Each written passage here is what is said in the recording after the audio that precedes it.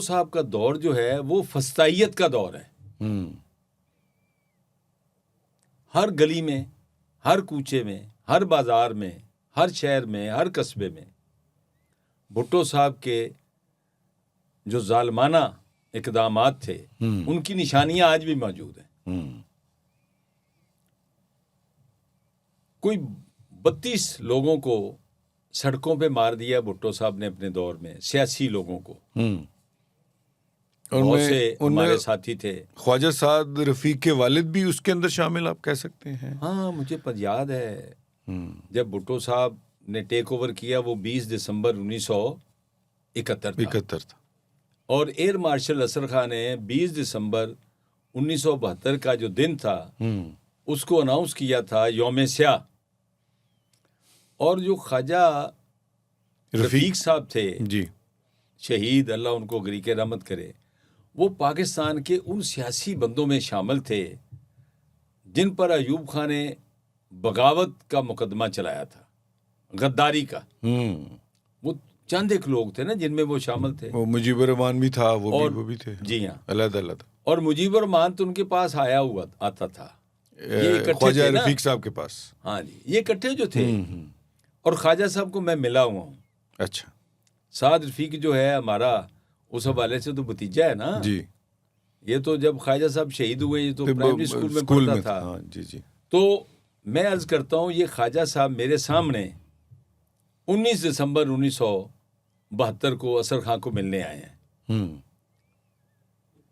ये ambassador hotel के सामने कोठी थी तारा मसूद की, बेगम तारा मसूद जी। वो तहरीक इस्तिकलाल की लीडर थी। वहाँ ख्वाजा रफीक आए हैं जी। 19 दिसंबर को, मैं वहाँ मौजूद। 20 को ये वाक़या हुआ है।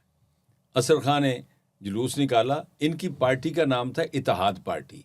ये पीडीपी से अलहदा हो चुके थे। ओके। इन्होंने अपनी पार्टी बनाई थी। लाहौर में इनके 300 से ज़्यादा इनके कारकुन थे।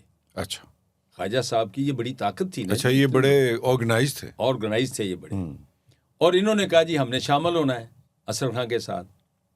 और हमारी जो इतलात थी वो ये थी कि ख्वाजा साहब इस जुलूस में शरीक होंगे बतौर इत्तेहाद पार्टी के, और उसके बाद ये after some time he will join Tehrik Istiqlal को ज्वाइन कर लेंगे। ये असर खां के साथ अब सियासत करेंगे। लेकिन वहाँ से जब निकले तो जब घर जा रहे थे तो उनको शहीद कर दिया गया। ये बड़ा अफसोसनाक वाक़या है। इस तरह के बड़े नज़ीर को शहीद कर दिया। वो जमात इस्लामी पंजाब के नायब अमीर भी थे और MNA भी थे। अच्छा, मैं यहाँ पे आपको थोड़ी देर रोकूंगा। नवाब मोहम्मद अहमद खान का जो कत्ल हुआ था, आप समझते हैं कि भुट्टो साहब उसके जिम्मेदार थे? 100%। अच्छा, 100%। यानी कि उन्होंने ऑर्डर किया कि इसके ऊपर फायरिंग करवाओ? सर, वरना FSF का क्या काम है? FSF जो थी, फेडरल सिक्योरिटी फोर्स, वो तो भुट्टो की जाती फोर्स थी। ठीक है जी। उन्होंने वली खां पे भी हमला किया था, वो बच गए। जी। और मैं आपको बात बताऊं कि ये कोई एक वाकया नहीं, मतलब वो स्टेट गुंडागर्दी आप कहते हैं कि वो की बड़ी मिसालें थी। सर, मैं आपको बात बताऊं, एयर मार्शल असर खान 1974 अप्रैल में लंदन से वापस आए। हम लाहौर एयरपोर्ट पर उनको लेने के लिए गए तो मेरे जैसा कमज़ोर आदमी, मेरे जिस्म पर 50 से ज़्यादा पुलिस की लाठियों के निशानात थे उस दिन। मेरा मेडिकल हुआ जब। अच्छा। ये तो मेरी जिंदगी थी, मैं बच गया। मेरे कई साथी बेचारे शहीद हो गए। हमारा एक वो अंदरून शहर में मारा गया था नज़ीर, जावेद नज़ीर, शेख हफीज का भतीजा। वो घर के बाहर बैठा तो उसको मार दिया। अच्छा, फिर मुझे कत्ल करने के लिए मेरे घर पे आए। ये जो धांधली वाला इलेक्शन कराने की भुट्टो साहब को क्या जरूरत पड़ी, या इनको फंसाया गया? ये क्या है नहीं, पूरा? ये देखे ना, ये एक ऐसी बात है जी, बादशाह बहुत अच्छा है, इसके जनाब जो एडवाइजर है वो नहीं ठीक। ये बातें होती हैं। और असगर खान, सॉरी मैं आपको रोक दूं, इसको भी बीच में शामिल कर लें। असगर खान साहब उस जमाने में जलसों में कहा करते थे कि इसको कोहाला के पुल पे फांसी दूंगा। ये तो उसका क्या बैकग्राउंड? नहीं, इलेक्शन की बात है ना ये तो। जी, इलेक्शन की बात। क्योंकि तारिक साहब आप तो माशाल्लाह जवान हैं, नौजवान तो मैं नहीं कहता, जवान कह लेता हूँ। अर्ज ये है कि हमने वो सारा भुगता है जी। इतना खौफ का ज़माना था वो भुट्टो साहब का कि हमारी वालदा जब हम घर से निकलते थे ना तो दुआ करती थी कि ये घर आ जाए शाम को। अच्छा, इतना वो। जब घर आ जाते थे तो वो कहती थी या अल्लाह खैर करे, ये सुबह जल्दी से खैर से उठ जाए। इस तरह के हालात थे।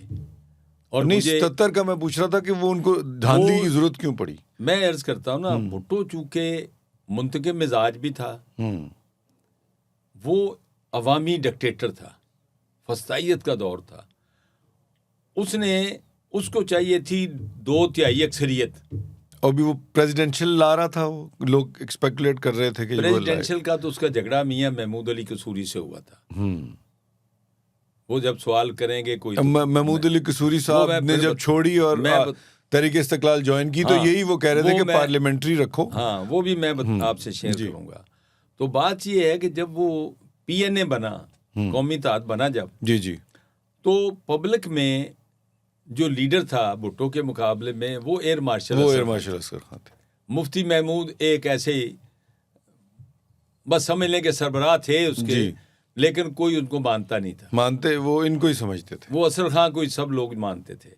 और आपको याद होगा कि कराची का जो असगर खां का जलसा हुआ, उसमें शायद उन्होंने कहा था ये नहीं, मुफ्ती महमूद ने एक जलसा वहां किया था और वो नाकाम हो गया।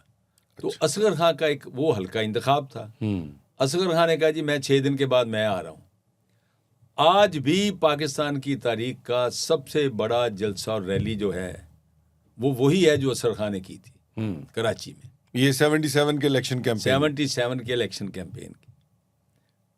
तो बात ये है कि असगर खां गए हुए थे कश्मीर में, तो सामने कुहाला का पुल था। अच्छा, ये वहां तकरीर कर रहे थे। अच्छा। अब भुट्टो का जो खौफ था उसका तोड़ना जरूरी था कि लोगों को एक माहौल से, खौफ के माहौल से बाहर निकाला जाए।